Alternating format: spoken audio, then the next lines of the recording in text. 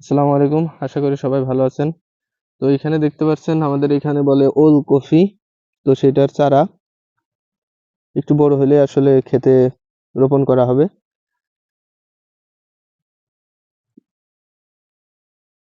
এই যে পাশে পেঁয়াজ, এখানেও আসলে নিজেদের খাবার জন্য লাগানো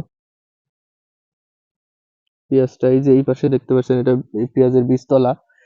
তো এইখানটাতে দেখতে পাচ্ছেন অনেক ছোট ছোট বীজ চারা। এগুলো একটু বড় হলেই এটাও রোপণ করা হয় খেতে নিয়ে যেয়ে। এটা মোটামুটি অনেকটাই বড় হয়, তারপরে নিয়ে যাওয়া হবে এখান থেকে। এই যে এই পাশে দেখতে পাচ্ছেন একটা, ওই পাশে আর একটা বীজতলা।